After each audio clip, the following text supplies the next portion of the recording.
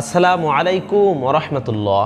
প্রিয় দর্শক, একজনকে আপনি পাগলের মতো ভালোবাসেন, কিন্তু সে আপনাকে পাত্তাই দেয় না, তারপরেও তার একটু ভালোবাসা পাওয়ার জন্য পাগলের মতো করছেন। তাহলে এই ছোট্ট দোয়াটির আমল বুকে হাত দিয়ে মাত্র 3 দিন করুন। প্রথম দিনেই রেজাল্ট পাবেন ইনশাআল্লাহ। বন্ধুরা, আমাদের মধ্য থেকে অনেক পুরুষ আছে যারা তার স্ত্রীকে খুব বেশি ভালোবাসে, কিন্তু তার স্ত্রী কোনোভাবেই তাকে পাত্তা দেয় না অথবা তাকে একটুও ভালোবাসে না। এমন স্বামী হয়ে থাকলে আপনি নিশ্চিন্তে এই আমলটি করতে পারেন। আবার দেখা যায় আমাদের মধ্যে অনেক মা বোনেরা রয়েছেন যারা তার স্বামীকে খুব বেশি ভালোবাসে, কিন্তু স্বামী তাকে পাত্তাই দেয় না, তাকে একটুও ভালোবাসে না। আপনি এমন হয়ে থাকলে এই আমলটি আপনার স্বামীর জন্য করতে পারেন, তাহলে আপনার স্বামী আপনাকে পাগলের মতো ভালোবাসবে। আবার আমাদের মধ্যে অনেক এমন ছেলে মেয়ে আছে যে একজনকে খুব বেশি ভালোবাসে, কিন্তু তাকে বলতে পারে না, বা তার কাছে ভালোবাসার কথা বললে সে রাজি হবে না। আবার অনেক এমন ছেলে মেয়ে আছেন যারা একজনকে খুব বেশি পছন্দ করে বিয়ে করতে চায়, পাগলের মতো ভালোবাসে, কাউকে পাওয়ার জন্য জীবনও দিতে পারেন। যদি এমন হয়ে থাকেন আপনারা, তাহলে এই ভিডিওটি আপনার জন্য। এই ছোট্ট দোয়াটির আমল কিভাবে করবেন তা স্পষ্টভাবে বলে দিব। আমলটি বুকে হাত দিয়ে করলে প্রথম দিনেই রেজাল্ট পাবেন ইনশাআল্লাহ। তো প্রিয় দর্শক, চলুন মূল ভিডিওটি এখনই শুরু করা যাক। তার আগে একটি কথা, এই চ্যানেলে নতুন হয়ে থাকলে অবশ্যই চ্যানেলটিকে সাবস্ক্রাইব করবেন এবং ভিডিওটিতে একটি লাইক কমেন্ট করে যাবেন। বন্ধুরা, মূল ভিডিওর প্রথমেই আমি বলবো এই ছোট্ট দোয়াটির আমল আপনারা কিভাবে করবেন, কোন নিয়মে আমলটি করলে আপনি প্রথম দিনেই রেজাল্ট পাবেন। সেই নিয়ম কানুন হলো, আপনি অবশ্যই এই ছোট্ট দোয়াটির আমল করার শুরু এবং শেষে কয়েকবার দুরুদ শরীফ পড়ে নেবেন। আর দুরুদের ক্ষেত্রে আপনি যেই দুরুদ শরীফটি পারেন না কেন সেটাই আপনি পড়ে নেবেন, কম করে হলেও 3 বার। দর্শক, ভালোবাসার মানুষকে পাওয়ার জন্য এই ছোট্ট দোয়াটির আমলের শুরু এবং শেষে কয়েকবার দুরুদ শরীফ পাঠ করে নেবেন।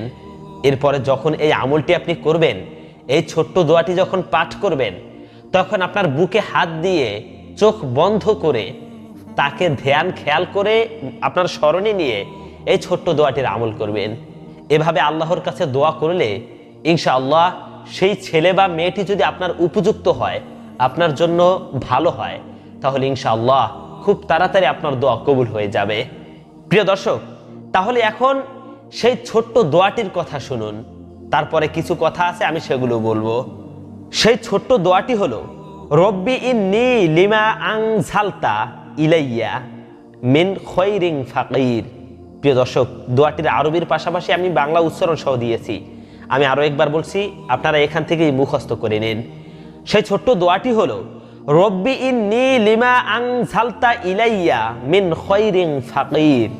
এর অর্থ হলো, হে আমার পালনকর্তা, তুমি আমার প্রতি যে অনুগ্রহ পাঠাবে আমি তার মুখাপেক্ষী। সূরা আল কসাস আয়াত নং 24। আর দ্বিতীয় দোয়াটি হলো, আর পবিত্র কুরআনে বর্ণিত এই দোয়াটিও করতে পারেন, তা হলো, রব্বানা হাবলানা মিন আজওয়াজিনা ওয়া যুররিয়াতিনা কুররাতা আ'য়ুনিন ওয়াজআলনা লিল মুত্তাকিনা ইমামা। এই দোয়াটির আরবির পাশাপাশি বাংলা উচ্চারণ সহ দিয়েছি। দর্শক, এই দোয়াটি খাস করে ওই ব্যক্তিরা বেশি বেশি করবেন যারা এখনো বিয়ে করেননি, একজন ভালো উত্তম জীবন সঙ্গীকে চান, এমন একজনকে চান যাকে আপনি পাগলের মতো ভালোবাসেন। তারা খাস করে এই দোয়াটি বেশি বেশি পাঠ করবেন। কিভাবে এই দোয়াটি পাঠ করবেন তা আমি এই দোয়াটির পরেও বিস্তারিত বলতেছি। আগে এই দোয়াটি আপনি মুখস্থ করুন, ভালো করে শুনুন। যারা এখনো বিয়ে করেননি, একজনকে পাগলের মতো ভালোবাসেন বা পাগলের মতো ভালোবাসেন এমন একজন জীবনসঙ্গী চান, তারা খাস করে এই দোয়াটির আমল করবেন। দোয়াটি আরো একবার বলছি, আরবির পাশাপাশি বাংলা উচ্চারণ সহ দেয়া আছে। দোয়াটি হলো, রব্বানা হাবলানা মিন আজওয়াজিনা ওয়া যুররিয়াতিনা কুররাতা আ'য়ুনিন ওয়াজআলনা লিল মুত্তাকিনা ইমামা। এর অর্থ হলো, হে আমাদের পালনকর্তা, আমাদের স্ত্রীদের পক্ষ থেকে এবং আমাদের সন্তানদের পক্ষ থেকে আমাদের জন্য চোখের শীতলতা দান করুন এবং আমাদের আল্লাহ ভীরুদের জন্য আদর্শ স্বরূপ করো এবং আমাদেরকে উত্তম জীবনসঙ্গী দান করো। সূরা আল কসাস আয়াত নং 24। প্রিয় দর্শক, এখন এই দোয়াগুলোর আমল আপনারা কিভাবে করবেন? খাস করে এই দোয়াগুলোর আমল করবেন আপনারা 5 ওয়াক্ত নামাজের পরে এবং শেষ রাতে একদম রাতের শেষ অংশে মানে ফজরের আজানের আগে আগে 2 রাকাত নামাজ পড়ে এই দোয়াগুলোর আমল করবেন। যদি এভাবে আপনি করতে পারেন ইনশাআল্লাহ আপনি খুব তাড়াতাড়ি রেজাল্ট পাবেন, এতে কোনো সন্দেহ নেই। অবশ্যই এই দোয়ার আমল করার শুরু এবং শেষে কয়েকবার দুরূদ শরীফ পাঠ করে নেবেন, কারণ যেই দোয়ার শুরু এবং শেষে দুরূদ শরীফ পাঠ করা হয় না সেই দোয়া আসমান এবং জমিনের মাঝখানে ঝুলে থাকে। এই কথাটা কিন্তু রাসূল সাল্লাল্লাহু আলাইহি ওয়াসাল্লাম নিজেই বলেছেন। প্রিয় দর্শক, এইভাবে যদি আপনি আমলটি করতে পারেন ইনশাআল্লাহ আপনি 100% ফল পাবেন। এখন বিস্তারিত কিছু কথা শুনুন এই সম্পর্কে, যে আপনি আমল করবেন এই সম্পর্কে বিস্তারিত এই কথাগুলোর প্রতি আপনার খেয়াল রাখতে হবে। তাহলে ভালোবাসার মানুষকে স্বামী হিসাবে পেতে আল্লাহর কাছে দোয়া করা কি যাবে? আবার প্রেমের সম্পর্ক নেই কিন্তু এর পরেও কাউকে যদি ভালো লাগে তাকে নিজের জীবন সঙ্গী হিসেবে পাওয়ার জন্য দোয়া করা যাবে কি? এমন অনেক প্রশ্নই মনে ঘুরপাক খায় আমাদের অনেকের। এক্ষেত্রে নির্দিষ্ট কাউকে জীবন সঙ্গী হিসেবে কামনা করে দোয়া করা উচিত নয়, বরং উত্তম ও উচিত হচ্ছে আল্লাহর কাছে যোগ্য ও কল্যাণ উত্তমের দোয়া করা। মানে আল্লাহর কাছে এমন ভাবে দোয়া করবেন যে আল্লাহ আমাকে এমন একজন জীবন সঙ্গী দান করুন যে আমার জন্য ভালো হবে। অথবা ধরেন আপনি কাউকে ভালোবেসেই ফেলেছেন, হতে পারে যে শয়তানের ধোকায় পড়ে আপনি একজনকে ভালোবেসেই ফেলেছেন, তাহলে তাকে পেতে হলেও এই দোয়াগুলোর আমল আপনি এইভাবে করবেন যে এই দোয়াগুলোর আমল করার পর এভাবে বলবেন যে আল্লাহ আমি অমুককে ভালোবাসি, যদি সে আমার জন্য উপযুক্ত হয়, আমার জন্য যদি কল্যাণকর হয়, তাহলে তুমি আমাকে তার সাথে বিবাহর ব্যবস্থা করে দাও, এভাবে বলতে পারবেন। কিন্তু উত্তম হলো খাস করে কাউকে উদ্দেশ্য করে না চাওয়া, এমন করে চাইবেন যে আল্লাহ আমাকে এমন একজন জীবন সঙ্গিনীর ব্যবস্থা করে দেন যে আমার জন্য কল্যাণকর হবে। কেননা আল্লাহ আপনার ধারণা থেকেও উত্তম জীবন সঙ্গী দিতে পারেন। তবে এরপরও যদি কাউকে পাওয়ার দোয়া করতে চান তাহলে এভাবে দোয়া করুন যে হে আল্লাহ যদি সে আমার জন্য কল্যাণকর হয় তাহলে তাকে আমার জন্য জীবন সঙ্গী হিসেবে কবুল করুন। অনেক সময় এমন হয় যে আজ যে জিনিস পাওয়ার জন্য আমরা উদগ্রীব থাকি 2 দিন পরে সেটার কারণে উৎকণ্ঠিত হয়ে উঠি।